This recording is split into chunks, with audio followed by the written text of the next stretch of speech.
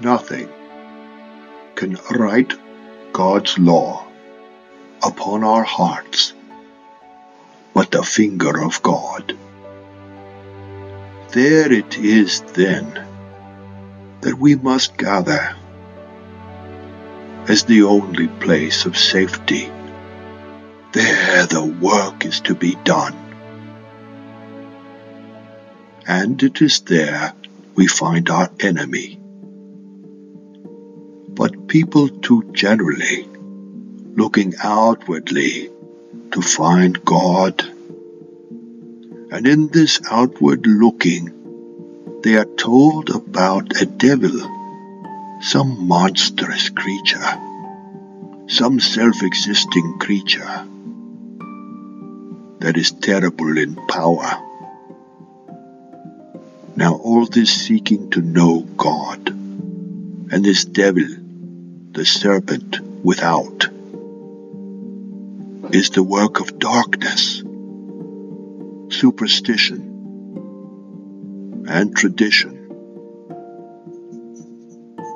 It hath no foundation. It is all breath and wind without the power.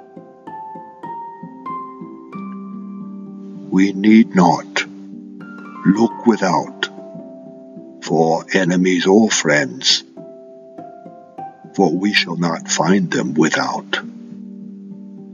Our enemies are those of our own household.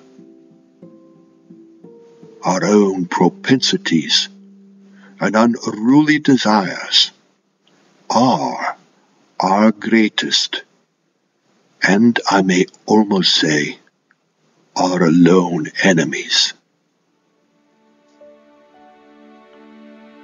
And yet, in themselves, they are all good, because man could not give himself propensities or desires, and therefore, as there is but one being who creates, and as he is perfect in wisdom and holiness, and as he is nothing but pure and undefiled love, he could create nothing but that which is good. He has impressed upon our animal bodies propensities and passions suitable to their nature, to lead us to what we stand in need of.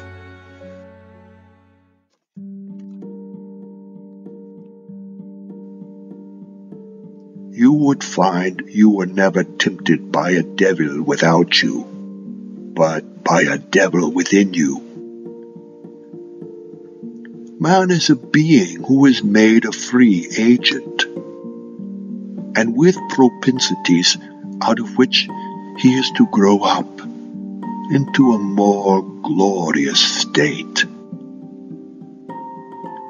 But by indulging them beyond the bounds of wisdom and of truth, here is where the evil begins. What produces the glutton, the adulterer, the fornicator, the covetous, the liar, the thief, but an excess in the indulgence of propensities?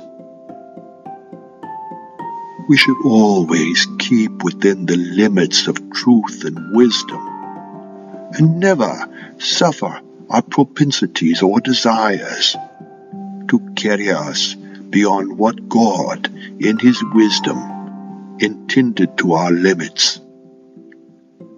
And thus all our passions would be kept in their proper allotments.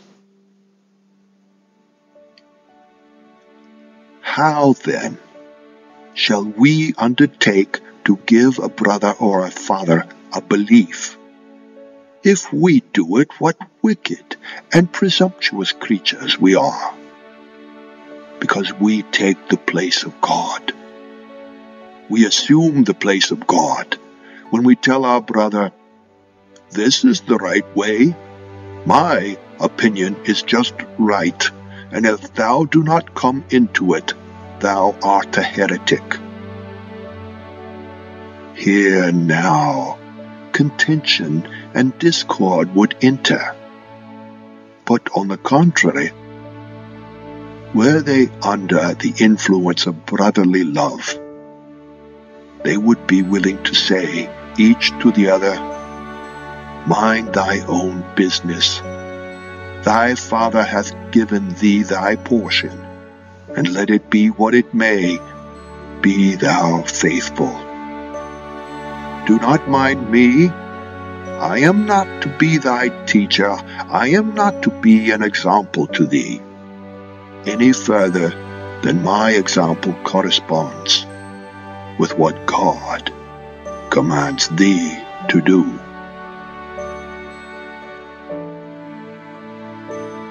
Let us encourage one another in pursuing the path of duty as laid out by our Heavenly Father. As long as we believe in the light and continue to walk in the light, our intentions become settled and firm that we will do nothing but that which is right. We shall endeavor to pursue the right way in all things, to do all the good we can, and as little harm as possible in the world.